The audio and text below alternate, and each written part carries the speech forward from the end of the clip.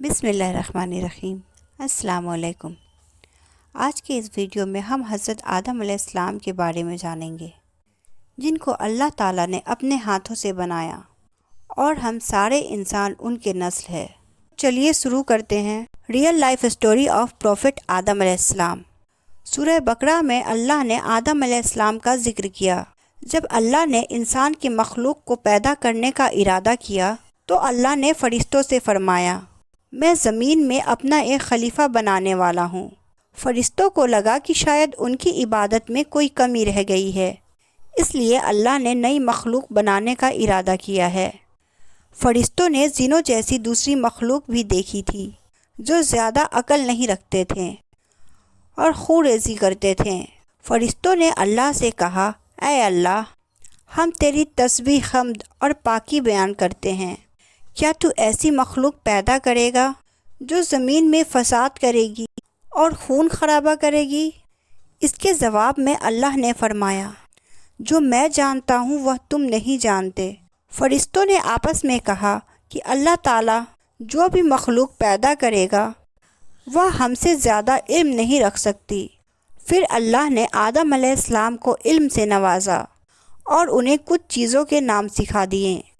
پھر اللہ نے آدم علیہ السلام کو فرشتوں کے سامنے پیش کیا اور فرشتوں سے فرمایا کہ تم بتاؤ ان چیزوں کے نام اگر تم سچے ہو۔ فرشتوں نے کہا کہ ہم اتنا ہی علم جانتے ہیں جتنا تو نے ہمیں سکھایا، اس کے سوا ہمیں کچھ نہیں معلوم۔ پھر اللہ تعالیٰ نے فرمایا، اے آدم، تم بتا دو ان کو اس چیزوں کے نام۔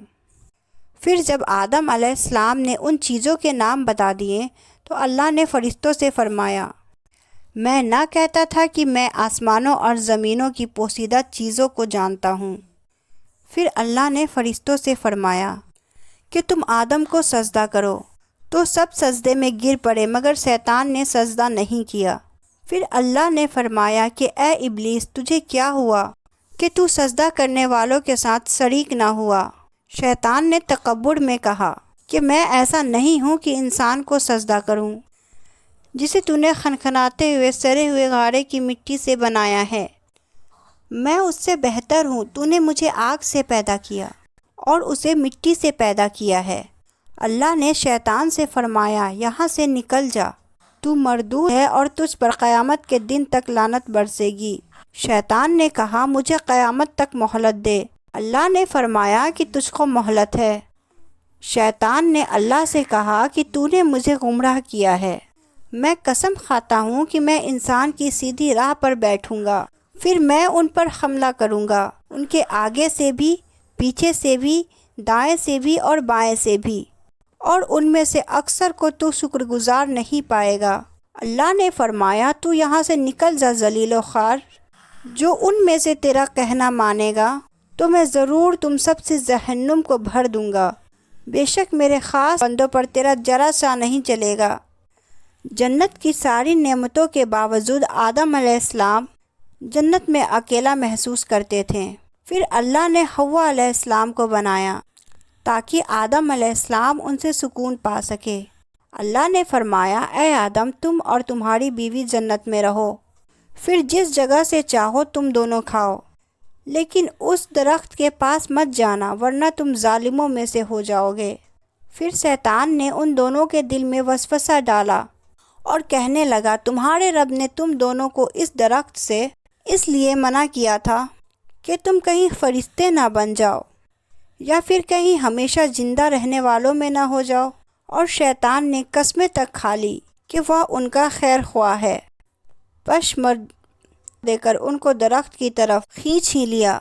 جب حضرت آدم اور حوا نے درخت کے پھل کو کھا لیا تو ان کے سطر کی چیزیں کھل گئی اور وہ درختوں کے پتوں کو توڑ توڑ کر اپنے اوپر چپکانے لگے اور سطر چھپانے لگے۔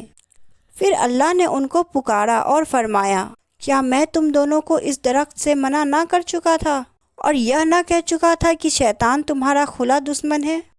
حضرت آدم اور حوا علیہ السلام نے کہا کہ اے ہمارے رب، ہم نے اپنے اوپر ظلم کیا، اور اگر آپ ہمیں نہ بخشیں گے اور ہم پہ رحم نہ فرمائیں گے تو پھر ہم تو ضرور تباہ ہو جائیں گے۔ اللہ نے فرمایا کہ تم سب جنت سے نیچے اتر جاؤ، اب سے تم ایک دوسرے کے دشمن ہو، اور تمہارے لیے زمین پر رہنے کی جگہ ہے اور ایک مدت تک نفع حاصل کرنا۔ اب تم کو وہیں زندگی گزارنی ہے اور وہیں مرنا ہے اور وہیں پھر سے پیدا ہونا ہے۔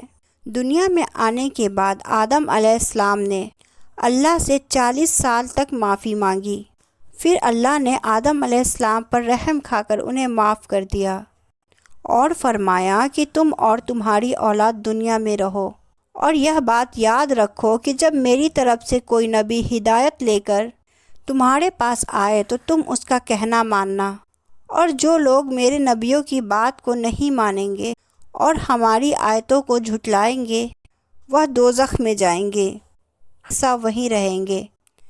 پھر حضرت آدم علیہ السلام اور حوا علیہ السلام دنیا میں رہنے لگے، انہی سے انسانوں کی نسل شروع ہوئی۔